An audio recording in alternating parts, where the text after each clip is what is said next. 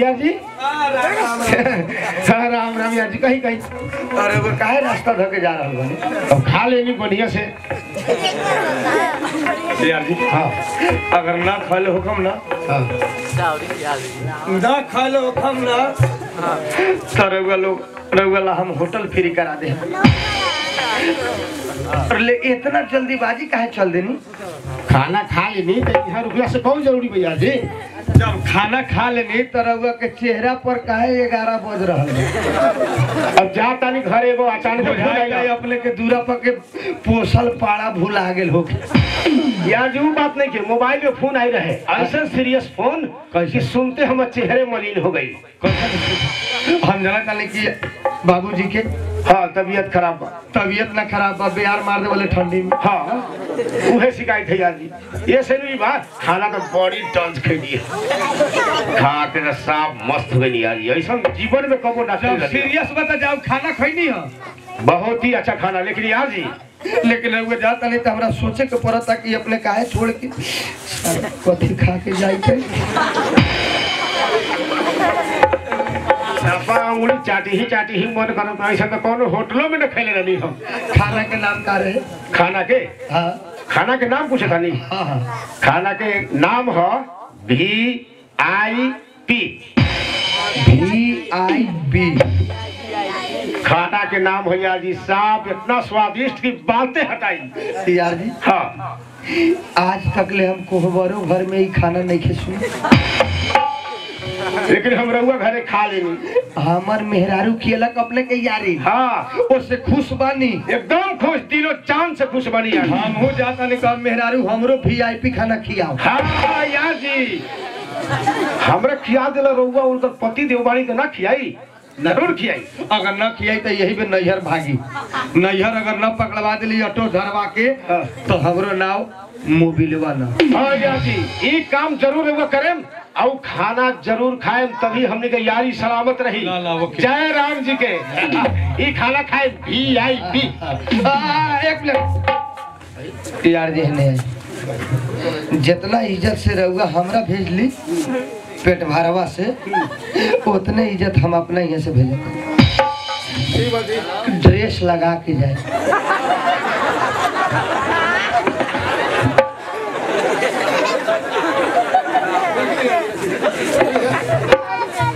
यार जी ये ड्रेस हम रास्ते में उन्हीं जाके पहन ले हम एलन से जाए में सामने सामने को कुटुंब बढ़ा ड्रेस में गड़बड़ बका ड्रेस में गड़बड़ नहीं है उम्मीद के अनुसार से दुकानदार कहल लग लेडी लेवा की जेंट्स हाँ तो हम कहली यारवा लेडी है कि जेंट्स है लेकिन भाला बुढ़ा जब की ना गिल तो अच्छा कुटुंब में बोले कि पहन ले बोल हाँ यार जी रवा के दिमाग में पावर ना पुगे सकल जैसा कि ना ठीक बा लेकिन हम ई झोरा वाला बता दी झोरा दे दी हाथ में लटका लेता नहीं जब ना माना था तो पहनबे करें लेकिन हम कहता नहीं छोड़ दी तकलीफ हो जाए ना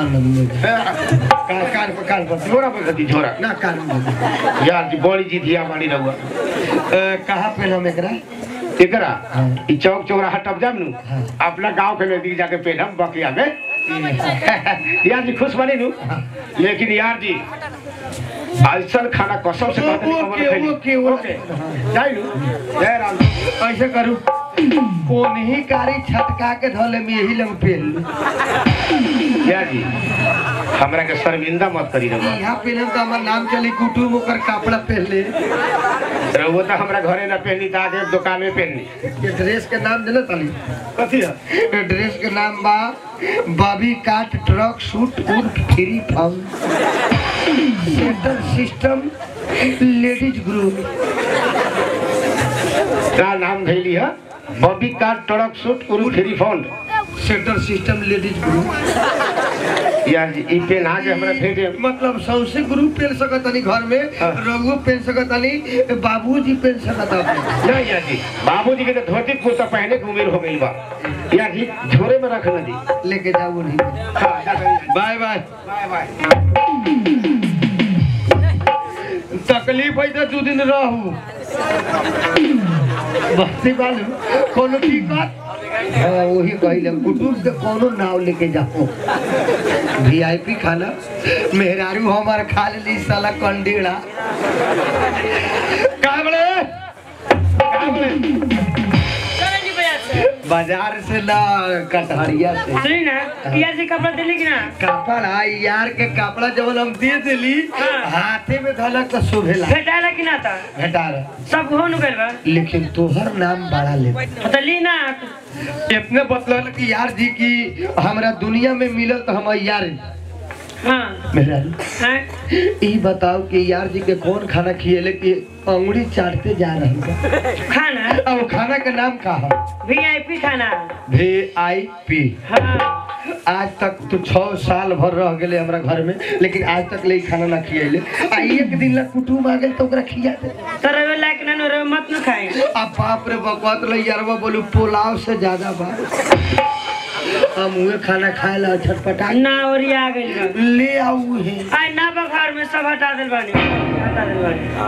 कहे तले जवन खाना यार जी के खिएले उहे खाना ले आओ। कहां से ले आ? यार जी के कहा तो अपना बाप यहाँ से तेकले बने खा ले यार जी चल गए। अगर 2 मिनट में खाना तैयार होके ना आए तो हमारा घर में से ऑटो पकड़ तो अपन बाप के बुलाओ।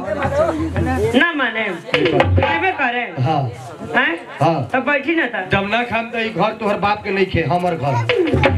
फिर झाड़ा करम का खाम तो बैठ गया झाड़ा का तो साला कुटुम खा ले हम ना खाई। हम खाए तो झाड़ा करम खाइला। हाँ VIP। तो निमन से कोई ना खाना खाए। VIP बैठी ना खियाए हम। आँख बंद कर बताओ। करे ना आँख बंद। बोल लहरी है बात में। यार जी आँख बंद कर ले। हाँ। एक मतलब यार जी आँख बंद करके खा ले। हाँ तरवे बंद करे। हम तो हाथ गोड़ सब बा।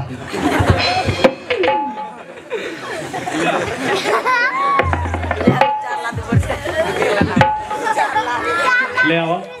ले आई। सुना ले। हैं? अचार उचार है हाय। कथी के? आम के अचार है। ना खाई लो। तब मुरई के अचार। मुरई के ना ओरिया गेल है। मुरई के ना। आवरा खबै। ऊख के ना। हैं? ऊ के अचार थोड़ी लागेला। और मैं वाके। और मैं कभी ना लगाले बानी। कथी के बाद? आम के आवरा के खाए मावरा के। हैं? घी तई का भात में धर दी। धा दे मारो कुछ। भात में घी धर दिए। हैं? कथी भात में क्यों धा दे? कि दाल में धराला? दाल में कोई धा दे? दाल में घी खा। तब कथी में खाला? तोहर बाप दादा खाइले। ना तोहर बाप दादा खाइलो कोरी। ले आओ वही तो। ले आओ ले हो ले लिया। हाँ ले लो। दिमाग चटू हम। और कुछ प्याज है? ना सब मुरई। ओके। ले आई ता। हाँ। नीमन से ले आके घी अचार और हरियर का मरचा टमाटर के चटनी जल्दी ले आओ। हाँ ले आओ ता। हाँ खा। हाय खाई है।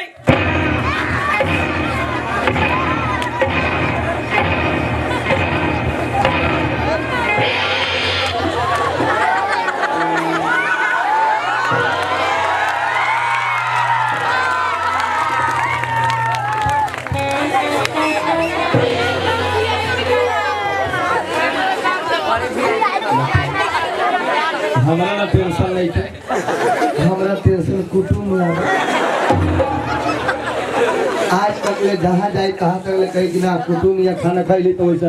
लेकिन इतना मर्द के बीच में एक मर्द अगर मेहरारू से लाश से पिटा जाए तो समझी कि सब मर्द के मुँह से बस 2 मिनट 5 मिनट में अगर हम मोछ ऊपर न कैली तो हमारा नाव कामेश्वर जाएगा। हाँ मेहरारू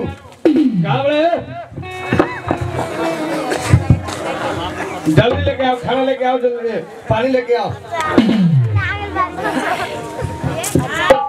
रघु लोग आसान बना के 5 मिनट में देखिए मोच ऊपर कहिए कि हमने तो अगर एक छोड़ कोनो दिक्कत बात बहुत मस्ती है। रहल बात कथी कि हम गिरले कठरिए ना तो तोहर बाबू फोन कर ले। हां बाबू। हां कोनो मैच खराब है तोहर बाबू के तबीयत खराब, तो हम चले। तोहर बाप इतने से गलत है कि मुंह दामाद जब से गावना करा के गेल बड़ा न एक चिट्ठी न चपाटी न कुछ न कर, एक बार हमरा के भेंट कर ले। अगर ना जान ससुराल तो तोहर बाप मर जाई तो हमरा पराचित लागे। तो हम चले, बाबू से भेंट कर ले चले। आओ हम ओही में बात ले जाओ ले ले। ना हम चले।